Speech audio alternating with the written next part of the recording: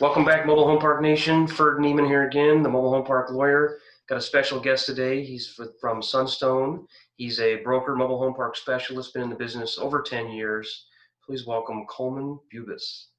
Morning, Hey, Kolman. Ferd. Morning. Appreciate you having me on, and always nice to connect and talk about some business. It sounds great, man. Well, I know your background. I know you've been in the business a long time, to close a ton of deals, but tell our audience a little bit more about you and your firm and what you do. Yeah, appreciate it. I started in the business in November of 2004.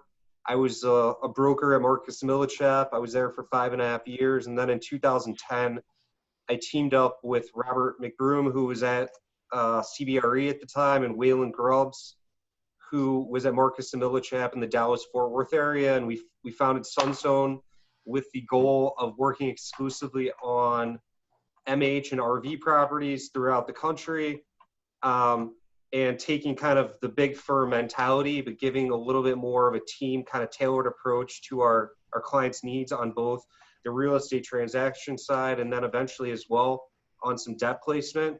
It's been a great 10 years, and most of our business is sell side representation. We're selling between 20 and 40 communities a year, and it's been great success, and worked with a lot of your listeners and look forward to potentially working with some more going forward. Sounds great. Well, I know when you got started, you were probably doing more deal chasing, and now you guys have closed, I think, over $1 billion in transactions since you went out on your own. Tell me, what does your day-to-day look like now, and then with the current market in particular, what does that look like for you? Yeah, it's still always deal chasing. In the early days, a lot of databasing and cold calling and mail solicitations, etc. Fortunately, we've got some great repeat customers and some other groups that we've worked with over the years. So that being said, still doing some cold calling and always trying to prospect a little bit for some new business. But a lot of our day to day is marketing properties, meeting with owners, seeing real estate, and then ultimately getting into the nitty gritty of talking through the property and the location and the details of the operations so that we can help our sellers to properly value the properties and or work through questions that buyers have. I would say as a team and an organization, we try to put a lot of work on the front end to get the smell test done from our end so that we can try to uncover any issues that might come up to affect the transaction later. We're always asking our sellers about their operations, trying to get as much books and records and information as we can, whether that's on a Excel report or if it's kind of handwritten in a ledger. We've worked with everything in between, but we try to really diligence the deal ourselves on the front end so we know what we're selling and we can anticipate problems and try to get those out in the open, because surprises do kill deals. So that's one thing that our team tries to be very diligent on. But in the 15 years that I've been brokering deals, I can definitely say there's more interest in the space than ever, and we're seeing a lot of different new buyers, new sellers, people coming into the space that weren't here, and that's exciting. I think there's opportunity to learn and better ourselves, especially from people that are coming in from other asset classes that might offer some unique ideas that maybe we didn't. But overall, I've never seen more interest in the space, and that's certainly kind of continued on the feedback, which I'm sure everyone else is getting you, which is, deals are hard to come by. There's a finite amount of communities. The stock has always been kind of relatively stable. Cap rates have been aggressive and demand has been aggressive, but at the same time, operations have remained stable with the onset of COVID. Deals that paused or died kind of when the pandemic started, we've closed and moved forward. We brought out a lot of new inventory, and right now we're busy with transactions that we're trying to jam in this year and or prepare for first quarter of next year. So it's exciting times for the space, but at the same time, it's prices have gone up and yields down. But with the financings available, I think there's still a lot of attractiveness and runway kind of in the space.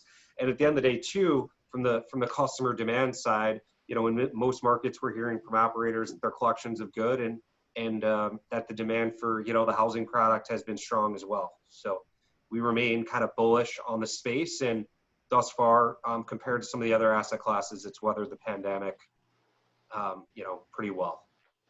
No, I agree. I think that's a lot of good points. I agree that the number of buyers coming to the space seems to be an all-time high. Lots of interest. COVID, I think, is going to make this the darling of commercial real estate. That the asset is being seen as very stable. The cap rates have been compressing, I think, more and more. That's what I keep hearing. I keep seeing it myself. But the low debt interest rates are allowing that to happen. Good debt is out there. Fannie and Freddie are open. I think CMBS was on hold for a while, but I'm hearing coming back, so that's great. But I also wanted to mention, I thought it was a good point that your team does is on the offering memorandums. If you guys kind of do your own due diligence, and I look at a lot of deals, and sometimes brokers just don't do that, and you get a one sheeter, and there's full errors, or it says it's on historicals, but it's pro forma.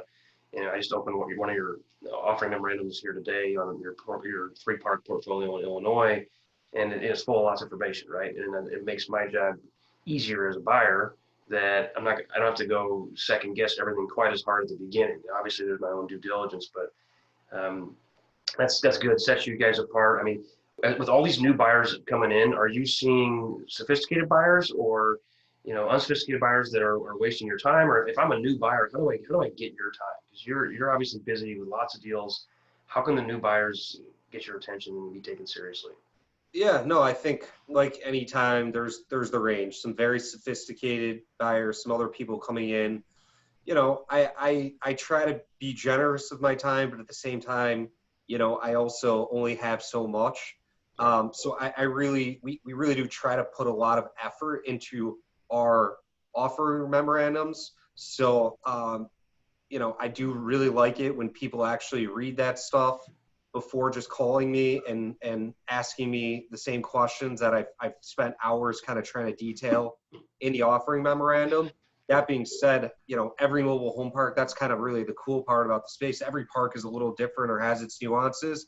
So I do really think it's very valuable to get on the phone and talk through the operations and what's going there now and what we've seen that could change or couldn't change. But we do, really like that people review the data before because, we really spend a lot of time trying to compile it. But, just being thoughtful of people's time, I think is always nice. I try to do the same and not waste people's time, but do a little homework on the front end. I love when people actually like jump in their car or jump on a plane and go see the real estate. I realize it's a little bit different world today, but I literally heard someone, who rented an RV and made a vacation out of it and went and drove, a bunch of parks in certain areas just to make sure they really saw the real estate. Because I can tell you that's something we also take very seriously is like, it's really difficult to kind of take a buyer seriously when they haven't, gone and seen the property to really understand it. We're not buying, stock and or, treasury bonds here. We're buying a living, breathing kind of operating business. So that's another thing from the newbie perspective of, engage, ask good questions, do your homework, get out and see the real estate. And, we all did our first deal at some point. And I think people in general really like helping people on their first deal as long as you can tell they're legitimate and engaging and doing their homework and, asking some of the right questions. No, I think that's good advice. I think especially if you're a first timer, you need to, do stuff above and beyond because your credibility to close is not going to be as good. Your bankability is not going to be as good perhaps, but if you're putting in more effort and you've already seen the property, that should definitely help. On Friday last week, I was talking to these guys. They wanted to do a joint venture on these 2 parks together. And I said, well, I haven't driven there yet. You're just giving me information. Can you send me the drive-through videos? So they said, we don't have any videos. I said, well, out of the 4 members on your team, how many of you have been in the park? Well, none of us. So they already have a signed LOI. 2 of the guys live 40 minutes away. And you haven't driven into this $4 million deal. You haven't driven 40 minutes away? Give me a break, guys. It's like, in this case, I wasn't the broker or the seller. I was trying to look at a joint venture. I'm not taking that seriously, right? So I think that's key for a newbie is, go the extra mile, put in the effort, and be taken seriously. But what other tips? Go ahead. No, I agree. And there's, so many great resources out there, these days, especially, podcasts, your podcast. I've been on some other ones with Kevin Bupp and, Ian and Ryan from Archimedes. There's a lot of good information out there. you know, so people can really do their studies and kind of get into the business and start to learn it. So, you know, hopefully people can use some of those resources that are available to them. Yeah, no, definitely. I think it's definitely easier to get into business from a skill standpoint than it was 5 years ago because there's so much more resources. It's probably harder to get into business from a competitiveness standpoint just because so many more parks are being gobbled up by the bigger players. But there's still a lot of runway left in the industry, in my opinion. Can you I tell agree. us? Do you have any kind of advice or tips that you want to share from either your own experience or that somebody taught you that you think would be valuable for our listeners? You know, I think you know, one of our clients once told me, you know, you show me a good park, I'll show you good management. And really, I think for newbies or people that are in with one property, you know, at the end of the day, like brokerage from the grand scheme of kind of the life cycle of the real estate is kind of a short and I don't want to say easy, but you know, operating these properties, you know, some of course easier than others is really harder than it looks to do well. And I think people should realize that kind of getting in on the front end, that you are not buying a Walgreens here where your check shows up on the first by automatic withdrawal and they're responsible. You really are buying an operating business and a property management business. And if you want that business to be successful, you need to operate it and run it as such. And, you know, I see a lot of loosey-goosey operations. And I think, you know, that's where people can really what it comes down to is like, is the property being managed well or isn't it? And even I've seen good managed properties or well-managed properties with still some opportunities to do some things better. So, you know, people just need to realize this is an operational business. And then the second biggest thing is, you know, I hear about 5 times a week, well, I don't want any park-owned homes or I don't want to be in the home business. And I think that's probably the biggest misconception is that, you know, this is not the mobile home park of old where landscape where the dealer network kind of filled your property and kept it full. If you're not in the home business, you're not really in the business. Mm-hmm. And that starts with, you know, turning homes that people move out of or abandoned, turning rentals, if that's a model you're using, figuring out a mechanism to resell homes in your property. Like, you are in the home business, or you should be, whether you want to or not. And at the end of the day, it's a bit of a loss leader to the lot rent income that everyone really likes and wants to talk about. So that's one of the other, I would say, biggest or two biggest misconceptions I see out there from new people trying to get in, and or, you know, the owners that are already in. I think there's always ways to improve your operations, and I've seen, you know, some really good customers go from 1 property to 2 to 3 to 5 to 10. And trying to really improve their operational systems, everything from bookkeeping to, you know, accounts payables to marketing to bringing in newer homes, getting their home turns better. I mean, there's a lot of variables that affect the operations, and I've seen, you know, some really good operators become great operators by improving their systems and their structures and really getting, you know, a system that becomes replicatable for more than one property and from a distance. So those are some other, you know, encouragements I see. And then the other big thing I like to talk about with sellers and or, you know, people that want to grow their operations is really starting to segment kind of those operations from home business to land business once you realize that's a business you have to be in, and being able to give defensible kind of like background of, I have 2 sets of books, one for my real estate and one for my home portfolio. And I can tell you what I spent to rehab homes versus what actually went to fixing the real estate. Because as most probably know, especially you and whatever, we're looking at multiple assets here and they are valued differently. So Right. the more detail and data people can give us on their home operations versus their real estate, the better we can advise them and or articulate to a buyer what they're buying. So that's another big kind of 3 big topics I like to talk about. No, good stuff there on that last point. Yeah, I don't always recommend people to have, you know, different LLC for the land and for the homes. And if you've got an investment group like a PPM out there, a private placement memorandum, you'll probably have a kind of a, I call it the investors LLC. Then you got a land LLC and a homes LLC, both of which are wholly owned by the investors LLC, but keeping that book separate. And sometimes I sold a park, it was 54 pads and I still owned 15 of the homes. And the buyer got a CMBS loan, and the lender did not allow him to have any park-owned homes. So I was required. I was either going to A, lose my sale, or B, I retained the homes. So I retained the homes, and I ended up, so that, but that was, luckily I had a different entity, because otherwise it'd been more complicated. So that's definitely something. And then I have like friends and people in the industry all the time ask me, like people that are just barely looking at it, they say, do you own the homes, or does the other people own the homes? And I say, both. I say, in the ideal world, I'm going to own 0 park-owned homes. But in the real world, the home occupant is not bringing their home in. An organic move-in, I think I've had 5 or 6 in 6 years. Not very many. I'm bringing homes in every month that are new from the factory and used, and then I'm selling. So I'm in the home business, and I think you're absolutely right that that's part of the business, like it or not. And you said loss leader. I think that's spot on. And I think also you're talking about guys getting into space. One thing I'm kind of looking forward to on the buyer side in a couple of years is when all these guys that are jumping in too fast end up having to give their deals back. I'll see guys just their first year in the business, they'll close on 10 deals, and I'm like, how are you going to operate those? You clearly can raise capital. You already raised capital. You clearly know how to, hopefully you paid a good price, and hopefully you underwrote it properly. But you're not going to operate those in 10 different states right out of the gate, in my opinion. And I think those guys are going to struggle in the future. There's going to be more opportunities to buy, but right now it's really really competitive to buy at really low cap rates.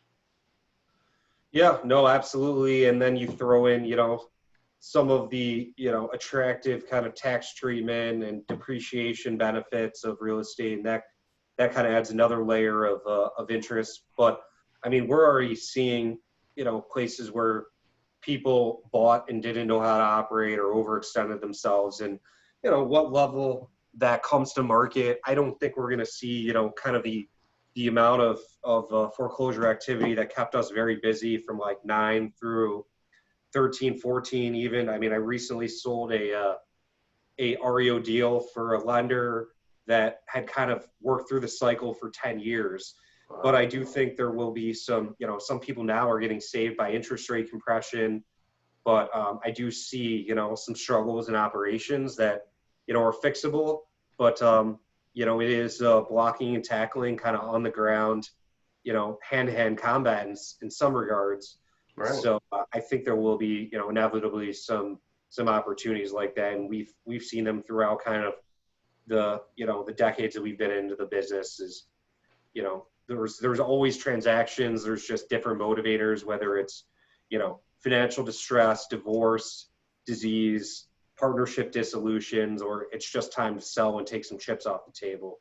Right. But, I think there will be some distress, and either in the form of operational or, where markets have been, overpaid in or overextended.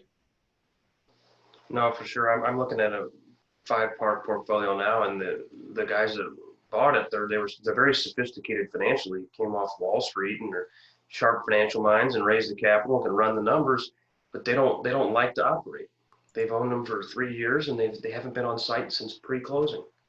3 years, no visiting. You've got a park manager who lives in the park trying to run the place, so they've been running the assets into the ground, and they would have gone down 20-30% in value, except the macroeconomic factors have made the cap rates to decrease. So they're actually they could actually make some money on these, but I don't see guys necessarily going belly up, but I see them realizing this is a huge nightmare, and I'm gonna just flush some of my investor money and get out and take my fees. And I think that's stuff I think is bad for the industry, but I do think there's some guys out there that are gonna have to have that grand finale, if you will. But do you have any other comments as far as what do you think the best part of the business is or worst part of the business that you'd like to share? Well, I think there's a lot of different parts from the brokerage side. I love meeting people. I love kind of planning the exit and marketing the property. I love the negotiations. I don't like, the people that kind of waste your time or don't do their own homework, but that is what it is in every part of life. In general, I like the business, and I especially like seeing people buy kind of turnaround projects where they can go in, use capital, put in new homes, fix the properties up, because that is kind of one of the coolest parts about this business is, we can make money, and we also can, have a positive impact on, a community as a whole. So I really enjoy kind of seeing people's improvements that they do, watching the community dynamic change over time with new or upgraded used homes and mailboxes and signs and all of that various stuff. Um, I don't, sometimes the tenant headaches are there, which is there in any type of rental property. But overall, it's a great asset class. It's a great business, and feel fortunate to have been in it for this long and been able to sustain a career in it. So in general, the positives far outweigh the negatives. But especially like hearing new people getting in and ultimately bringing some other ideas that maybe people in didn't think of that we can see from other businesses. I still think the industry could do a better job at positive PR and really selling what we've got. But I think that comes with time and more integration from other spaces. So I think that's a good point, and I think the PR piece, in particular, that's a big stigma to kind of overcome overnight with the mobile home park, or trailer park verbiage, if you will. But I think we're coming a long way in the last couple of years, and the institutional investors, that's something that I think they're bringing is some new panache, and then by virtue of the institutional investors coming in, they're pouring capital in, they're cleaning up some of the parks, and then it's made institutional lending more readily available. So I think the ball is rolling in that direction, but I agree wholeheartedly. I mean, when I was in law school 7, 8 years ago, I had a law professor who was the head of the real estate department, and I told her I was getting into the mobile home park investment business on the side, and she said to me, "You're not going to get in the country club." I was like, "What are you talking about?" She goes, "Isn't that like payday lending and you take advantage of people? You need more than money to get in the country club. You have to have like high integrity and stuff." I was just like, wow. One, she didn't really understand this asset class and that was different than payday lending. She just thought, oh, you're making money from poor people, you must be bad. But that was the stigma. They're like, you will not pass the country club test. And I was like, holy cow. Where now I've got guys at country clubs that are doctors and lawyers saying, hey, can I invest in one of your deals? Like all of a sudden it's, a little bit cool, or it's at least acceptable, or it's getting a brighter light. And I think the high press, there's Forbes magazine had an article on this, and LoopNet, some of the big publications nationally have started to cover mobile home parks and manufactured housing communities. So I do see that trend starting to change, but I'm with you that there's a lot more room to go. yeah, there definitely is, but I think that comes with good operators who realize that they're investing in a community and building up an asset value. And really at the end of the day, trying to serve our customers and our consumers and make communities. And, you can't make 100% of the residents happy, but you can certainly go for the good of the goal. And, that's one thing I really do enjoy seeing, especially with like turnaround projects, is the progress people are able to make in really changing a property with time and money. And it didn't get in a bad shape overnight, and it takes time to do that, but it's especially fun on the add value deals to really watch. Great. Well, Coleman, thanks again for your time. Where can people find you? How can they reach out to you? Yeah, best way, email Coleman@sunstonerea.com, or welcome to give me a call in the office, 312-568-4818. And appreciate you having me on, Ferd, and look forward to talking to some of the viewers and trying to get some more transactions and deals done this year and into the future. Sounds great. Thank you. Thank you.